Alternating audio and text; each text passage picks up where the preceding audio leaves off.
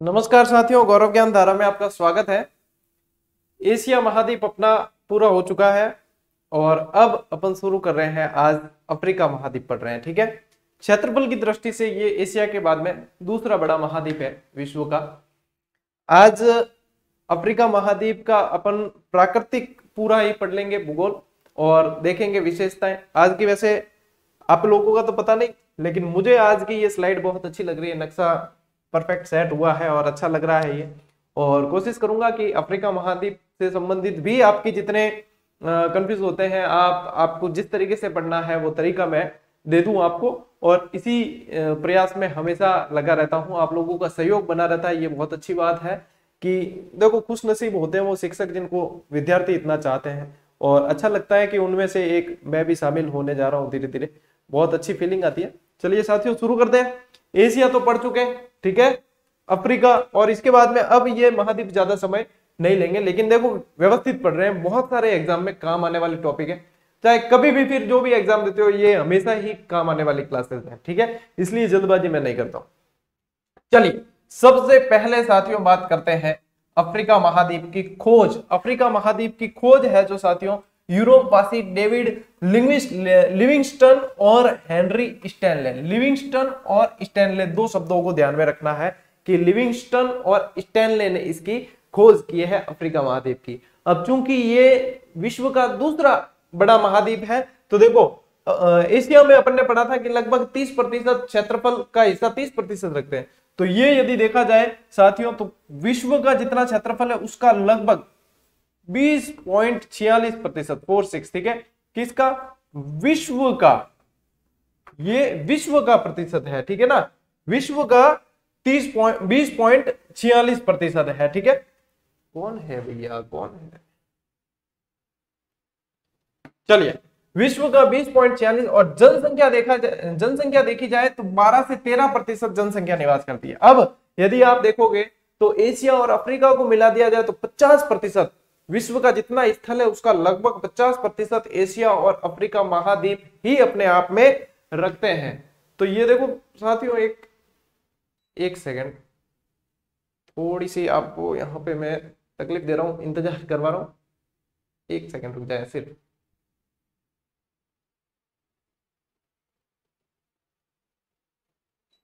चलिए, सेट हो चुका है। हाँ, अब शुरू करते हैं अपन। एशिया के भी अपन ने उपनाम देखे थे और अफ्रीका के भी उपनाम से साथियों, अफ्रीका है, एशिया है, यूरोप है, कोई भी है, उपनाम आपको मुख जबानी याद होने ही होने चाहिए। कौन से महाद्वीप का कौन सा उपनाम है, ठीक है।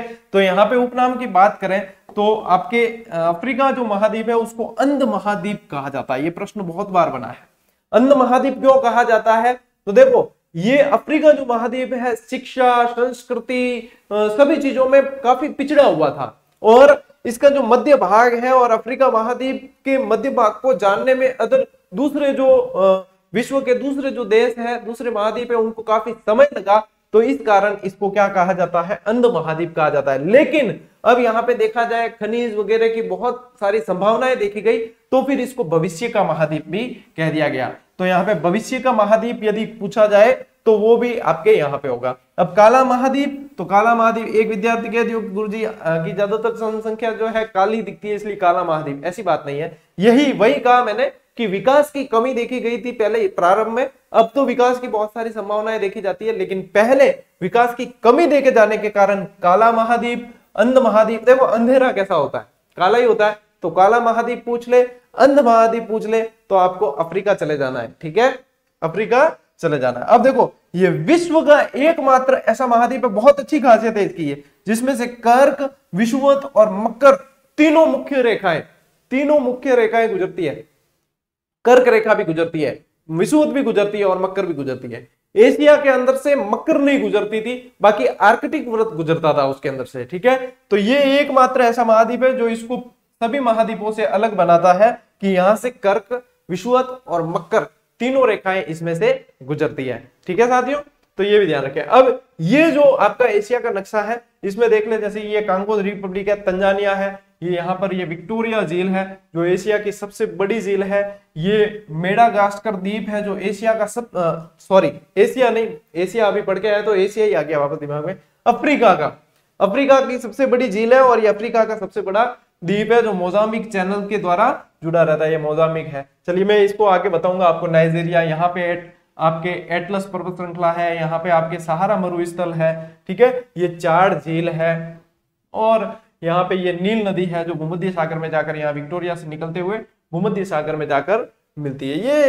ये मैप जो है इसको अच्छी तरीके से आप अध्ययन कर लेना। चलिए आगे आपको लेकर चलता हूं। अफ्रीका से संबंधित और बढ़िया बढ़िया चीजें आपको बतानी है और याद कैसे रखा जाता है वह तरीका मैं बताता हूं आपको, ठीक है। सबसे पहले अपन इसको थोड़ा सा डिवाइड कर लेते हैं, ठीक है, इसको डिवाइड कर लेना थोड़ा सा जरूरी है, ठीक। इसको आप इसलिए डिवाइड कर दिया मैंने कि एशिया अफ्रीका से किस जरिए से जुड़ा हुआ है, ठीक है। अब ये एक दो विद्यार्थियों ने प्रश्न पूछा, हालांकि नई नई तैयारी कर रहे होंगे तो सवाल लाजमी है, ऐसा कोई बात नहीं, ऐसी बात नहीं है कि सवाल दिमाग में नहीं आ सकता कि सर कहीं पे आपने बताया कि एशिया और यूरोप की बात हुई थी, तो कहीं पे आपने बताया कि काकेशस पर्वत के द्वारा जुड़े हुए हैं, कहीं आपने बताया काकेशस पर्वत के द्वारा अलग होते हैं। ये मतलब एक तरीके से बच्चों वाला सवाल है।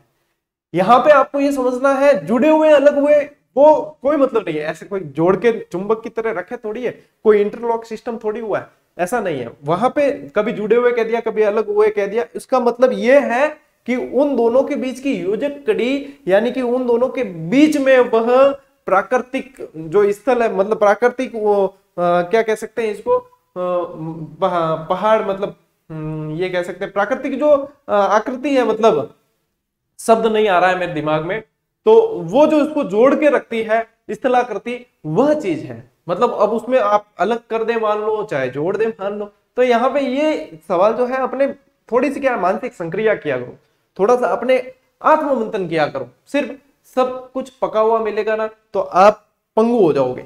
तो इसलिए थोड़ा सा आत्ममंथन होना चाहिए, अपने दिमाग पर जोर डालो, उसे सक्रिय बनाओ। जब तक आप सक्रिय नहीं बनाओगे सभी तुरंत ही के हाँ यहाँ पूछ लेते हैं, यहाँ से उत्तर मिल जाएगा, नहीं, तो आपका दिमाग बिल्कुल वो उस अवस्था में नहीं आ पाएगा जो आप कंपटीशन फाइट कर पाओ। तो इसको अपने स्तर पे कई चीजें तलाशा करो, अपने स्तर पे उसको देखा करो कि ये चीज है तो क्यों है, ठीक है ना।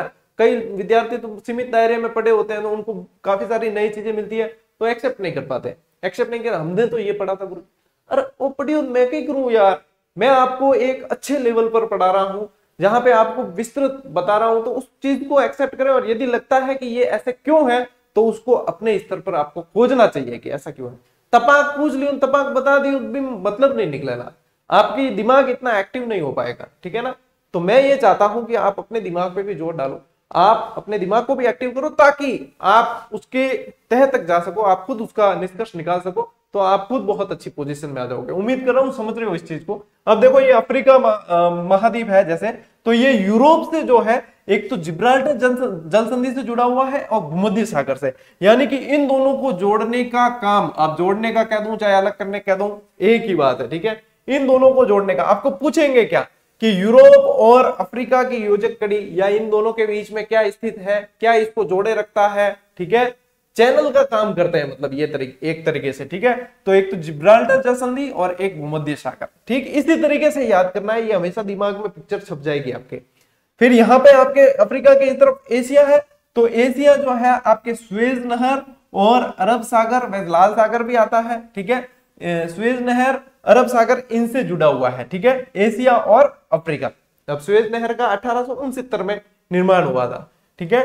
तो ये यहाँ पे इन दोनों चीजों को, अब यहाँ पे अफ्रीका में अभी अपन ने पीछे देखा, ये देखो बता देता हूं वापस, अभी अपन ने देखा कि वो मेडागास्कर द्वीप है ना सबसे बड़ा।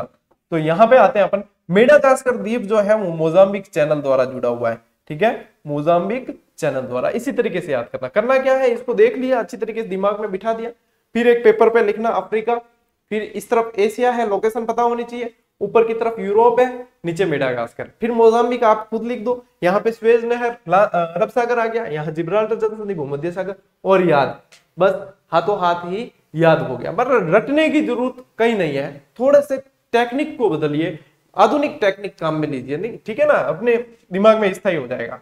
अब बात करते हैं साथियों, यहाँ पे आ जाते हैं एक बार कि अफ्रीका के उत्तर में देखा जाए, अफ्रीका के उत्तर में क्या है, भूमध्य सागर यूरोप को जोड़ता है। अफ्रीका के पश्चिम में देखा जाए अटलांटिक महासागर, और अफ्रीका के दक्षिण पूर्व में देख लें या पूर्व में देख लें तो हिंद महासागर आ जाता है पूरा पूरा। ठीक है, तो ये चीजें आपको ध्यान रखनी है। अफ्रीका की लोकेशन आ गई, ये भी आपको इस तरीके से आपको ध्यान रखना है। ठीक है, अब देखते हैं अफ्रीका की साथियों सबसे बड़ी झील जो है विक्टोरिया झील है। नील नदी का उद्गम क्षेत्र भी है ये। ठीक है, विश्व की सबसे लंबी नदी नील नदी। अब विक्टोरिया और नील दोनों पास पास में ले ली, मैं नील नदी आपको बताऊंगा आगे व्यवस्थित, ताकि आपके स्थायी हो जाए ये भी। तो ये ध्यान रखना कि अफ्रीका की सबसे बड़ी है, ठीक है ना, विश्व की नहीं है। विश्व की सबसे बड़ी झील कैस्पियन सागर है। ठीक है, ये अफ्रीका की सबसे बड़ी झील है। विश्व का सबसे बड़ा मरुस्थल, अफ्रीका का भी कह दो या विश्व का भी कह दो, सबसे बड़ा मरुस्थल कौन सा है? सहारा मरुस्थल, जो अफ्रीका के उत्तर की तरफ है ना। ये लगभग अफ्रीका का भी 1/3 हिस्सा ये मरुस्थल रखता है। ठीक है, तो ये सबसे बड़ा मरुस्थल है। अफ्रीका की सबसे ऊंची चोटी किलिमंजारो, जो तंजानिया के अंदर है। अफ्रीका की सबसे ऊंची चोटी कौन सी है साथियों? किलिमंजारो है, जो अफ्रीका के अंदर है। ठीक है, यदि इसकी ऊंचाई याद रखनी हो तो देखो 5895 यही है मेरे ख्याल में, जहां तक है यही है। इसको याद रखने का तरीका भी है 5895। ठीक है, चलिए आगे बढ़ते हैं। अब ये नक्शा वापस थोड़ा सा अलग है। ये है आपके फिजिकल मैप है, यानी प्राकृतिक नक्शा है, जिसके अंदर आप एटलस माउंटेन, सहारा मरुस्थल, ये सब चीजें देख पाओगे। ये देखो, ये विक्टोरिया झील है। ठीक है, यहाँ पे ये आपके मेडागास्कर द्वीप है, जिसको मोजाम्बिक चैनल जोड़ के रखता है, और मोजाम्बिक का मैदान भी है यहाँ पे। ठीक है, चलिए इस पे आ जाते हैं अपन। एटलस पर्वत श्रेणी, ठीक है, अफ्रीका के उत्तर पश्चिम में। क्या मैं सही बता रहा हूं? ये देखिए, ये अफ्रीका है, ये उत्तर है, और ये उत्तर पश्चिम है। ये आ गई आपके एटलस पर्वत श्रेणी। ठीक है, अफ्रीका के उत्तर पश्चिम में मोरक्को और अल्जीरिया के यहाँ पे फैली हुई है। यहाँ पे ये जो ऊपर का क्षेत्र है ना, ये यहाँ पे मोरक्को है, यहाँ अल्जीरिया है। ठीक है, अभी एक और नक्शा बताऊंगा आपको, उसमें और क्लियर हो जाएगा। ठीक है, तो मोरक्को और अल्जीरिया के बीच में, चलिए इसी के साथ में बता देता हूं ताकि आपके थोड़ा सा क्लियर होगा। ये देखो, ये मोरक्को और ये अल्जीरिया, तो यहाँ पे आपके यहीं पे देखो एटलस पर्वत श्रेणी ये बता रखी है। ये देखो एटलस पर्वत श्रेणी। ठीक है, बिल्कुल क्लियर दिमाग में हो जाएगा। भाई हमें पढ़ाने वाला उस समय कोई ऐसा प्लेटफॉर्म मिला नहीं था कि वो, तो अपने स्तर पे ही सब कुछ तलाश कर पढ़ना पड़ता था, समझना पड़ता था। आपको तो यहाँ पे बिल्कुल व्यवस्थित देखो बता दिया, दोनों तरह के नक्शे मतलब कंबाइन करके बताए हैं कि ये ऐसे समझना। अब आपको मतलब किसी छोर से प्रश्न देखो, इतने भी मतलब कई बार साधारण प्रश्न बनते हैं कि एटलस पर्वत श्रेणी कौन से महाद्वीप में, सीधा पूछ ले तो अफ्रीका में। आपको दिशा भी पूछ ले तो भी आपको ध्यान है, आपको देश पूछ ले तो भी आपको ध्यान है कि मोरक्को अल्जीरिया के वहां पे। यही तो है, पढ़ना क्या है, पढ़ने को इजी बनाओ, कठिन नहीं बनाना, अपने लिए दुविधा पैदा नहीं करनी, सुविधा करो। ठीक है, तो ये चीज है। ठीक है, चलिए मोरक्को और अल्जीरिया। फिर है एक ड्रैकेंसबर्ग श्रेणी आएगी, जो अफ्रीका के दक्षिण पूर्व में। अब देखो, ये रही आपके ड्रैकेंसबर्ग श्रेणी। ठीक है, दक्षिण पूर्व, अफ्रीका के दक्षिण पूर्व में ड्रैकेंसबर्ग श्रेणी भी है। ठीक है, एक तो देखो इस छोर पे और एक उस छोर पे, तो ये दोनों ही आपको ध्यान में रखना है। ठीक है, चलिए सहारा मरुस्थल अफ्रीका के उत्तर में है, सबसे बड़ा, विश्व का सबसे बड़ा है, और ये हम्माद प्रकार का है। अब हम्माद कैसा होता है? हम्माद होता है चट्टानी। ठीक है, जब राजस्थान का आपको मरुस्थल और वो पढ़ाया था मरुस्थलीय क्षेत्र, उसके अंदर आपको हम्माद, रैग, ईर्ग सारे बताए थे, सभी आकृतियां वगैरह बताई थी, और बेहतरीन तरीके से वन लाइनर के अंदर भी सम्मिलित किया है। तो हम्माद तरह का होता है चट्टानी मरुस्थल। ठीक है, तो ये हम्माद प्रकार का मरुस्थल है। अब इसमें, इस मरुस्थल के अंदर ही अल अजीजिया विश्व का सबसे गर्म स्थान है। अब अल अजीजिया का जो अधिकतम टेम्परेचर देखा गया वो 58 डिग्री सेल्सियस देखा गया। ठीक है, अल अजीजिया जो है वो लीबिया के अंदर है, लीबिया का स्थान है और विश्व का सबसे गर्म है। अब यहाँ पे मैं आपको थोड़ा सा एशिया के अंदर लेकर जाता हूँ। एशिया में अपन ने पढ़ा था जैकोबाबाद, जो पाकिस्तान के अंदर है, 57 डिग्री सेल्सियस ज्यादातर अधिकतम तापमान देखा गया। यहाँ 58 डिग्री देखा गया। विश्व का सबसे गर्म अल अजीजिया है। अल अजीजिया के बारे में साथियों कहा जाता है कि यहाँ पे मतलब पत्थर ज्यादा है और इतनी गर्मी पड़ती है। देखो लोगों का काला रंग भी इसी कारण होता है, इतनी गर्मी पड़ती है कि पत्थर जब धूप में पड़े रहते हैं तो उनको मतलब गर्म करने का, रोटी सेकने के लिए भी जैसे गर्म करने का काम ही नहीं, यदि उस पर रोटी डाली जाए तो वो अपने आप ही सिक जाती है, इतने गर्म हो जाते हैं। ठीक है, इसके अलावा बताते हैं कि जैसे कपड़े धो लिए और कपड़े उसके बाद में बाहर सुखाए तो आधे घंटे में लेने पड़ते हैं, नहीं तो फिर घंटा भर ऊपर से निकल गया तो जलने लग जाते हैं। मतलब इतनी वहां पे ये गर्मी होती है। ये गर्मी का कारण आपको पता है, विषुवत रेखा बीच में से गुजरती है और यही है, तो संवहनीय माहौल रहता है, रात को बरसात, दिन में ये, ठीक, ये चीजें रहती है। तो ये अल्जीरिया के बारे में थोड़ा सा ध्यान रखें। और ये इसका टेम्परेचर, सबसे गर्म स्थान पूछा जाए, विश्व का सबसे गर्म अल्जीरिया, विश्व का सबसे ठंडा बर्फोयांस्क, ठीक है, रूस वाला। चलिए, ये चीजें देखी, उनको एक बार वापस देखो, एटलस, ड्रैकन्सबर्ग और सहारा मरुस्थल। तो ये आ गया आपके, देखो ये सहारा मरुस्थल लगभग ये यहाँ पे इस क्षेत्र के अंदर ये आ गया, ये यहाँ ये सहारा आ गया यहाँ पे, ये एटलस पर्वत श्रेणी आ गई, ये ड्रैकन्सबर्ग आ गई, ठीक है। चलिए आगे बढ़ते हैं। आगे अब चलते हैं साथियों, कालाहारी मरुस्थल। कालाहारी मरुस्थल जो है साथियों आपका बोत्सवाना, कालाहारी मरुस्थल बोत्सवाना और दक्षिण अफ्रीका के मध्य है। दक्षिण अफ्रीका यानी कि सबसे नीचे वाला जो, ये देखिए, ये आपको थोड़ा सा मैं वापस इस नक्शे पर लेके जाता हूं, हाथों हाथ ही साथ में क्लियर होता है ना, तो बढ़िया रहता है। ये देखो, ये रहा आपका बोत्सवाना, ठीक है, और ये रहा आपका साउथ अफ्रीका, जहां पे अपने गांधी जी गए थे। गांधी जी कहां, देखो प्रिटोरिया से निकले थे ना ट्रेन में, ये प्रिटोरिया, ठीक है, ये डरबन, ये आपके साउथ अफ्रीका, ये जोहान्सबर्ग है, ठीक है। क्रिकेट के मैच वगैरह आप सभी को ध्यान होगा। तो ये आपका दक्षिण अफ्रीका, ये बोत्सवाना, और यहाँ पे आपके कौन सी है, कालाहारी। चलिए अब वापस ला देता हूं इस पे, कालाहारी मरुस्थल आपका बोत्सवाना और दक्षिण अफ्रीका के मध्य है। फिर आ जाते हैं नील नदी। नील नदी जो है विक्टोरिया झील से उद्गमित होकर भूमध्य सागर तक जाती है, जो 6650 किलोमीटर लगभग है, और विश्व की सबसे लंबी नदी है। विश्व की सबसे लंबी नदी है नील नदी। ये नील नदी भी दो नदियों के संगम से चलती है, व्हाइट नील एंड ब्लू नील।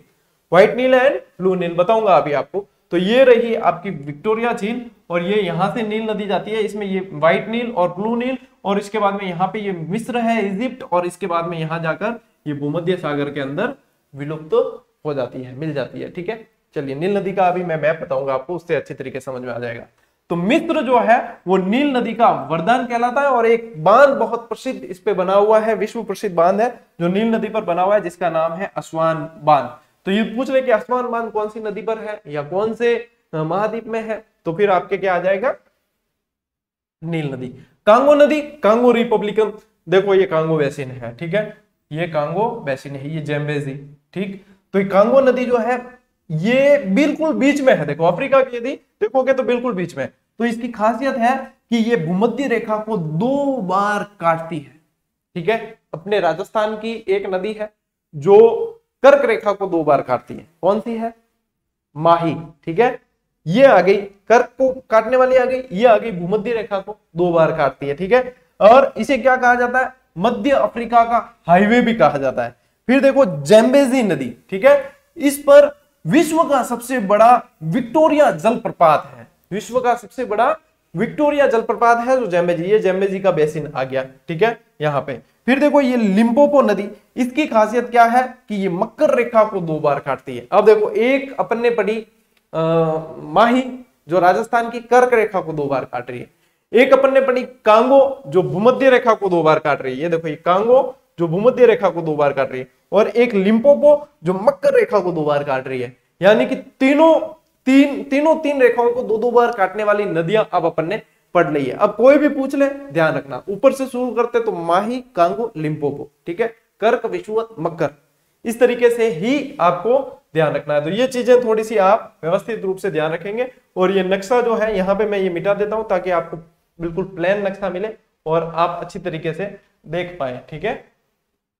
चलिए, ये चीज है साथियों जो आपको ध्यान रखनी। इसके बाद में आपकी ये आ जाता है फिजिकल मैप आ गया वापस से, ताकि आप इसको अच्छी तरीके से और समझ पाए। अब ये यहाँ पे देख पाओगे, ये देखो ये आ गया भूमध्य सागर, ये आ गया लाल सागर, अभी आपको बताया था एशिया को जोड़ के रखती है, ठीक है। ये आ गई मोजाम्बिक चैनल, और ये आ गया मेडागास्कर द्वीप जो सबसे बड़ा है। यहाँ का ये दक्षिण जो भाग है ये कैप ऑफ गुड होप कहलाता है, और इस तरफ वाला कैप ऑफ अंगुलहास कहलाता है। यहाँ से अंगुलहास की धारा भी निकलती है। जब अपन महासागर या धाराएं पढ़ेंगे तब उसमें और भी व्यवस्थित रूप से आपको ये बताऊंगा कि ये यहाँ से कैसे जाता है, ठीक है। यहाँ पे अफ्रीका मरुस्थल के बीच में ही लेक चाड है, लेक चाड झील है जो यहाँ पे ये रही, ये आपके आ गई एटलस पर्वत श्रेणी, सहारा मरुस्थल, ये आ गई नील नदी, ठीक है, ये आ गई विक्टोरिया झील, और इस तरीके से ये आप पूरा का पूरा देख सकते हो, ठीक है। इसके अलावा आपको चलिए एक चीज बतानी है जो मैंने इसमें स्लाइड में शामिल नहीं किया, लेकिन फिर भी आपको मैं बता देता हूं। मेरे मोबाइल में वह चीज है जो मैं आपको मिरर करके बता देता हूं। चलिए,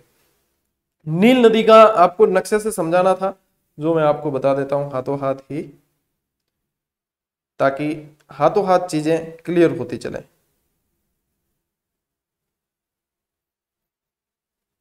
हाँ, ये देखो, अब आप इसको अच्छी तरीके से देख पाओगे कि सर ब्लू नील व्हाइट नील क्या है, तो दिया। अब वहां पे नील नदी का नक्शा वगैरह दिखा दिया आपको, वो चीज जब शेयर करूंगा तब आपके पास में आ जाएगी, उसको अच्छी तरीके से देख लेना। अब ये आपकी है साथियों विक्टोरिया झील, ठीक है। ये केन्या है, इधर कांगो रिपब्लिकन है, इथोपिया है, ठीक है, सूडान है, ये सूडान।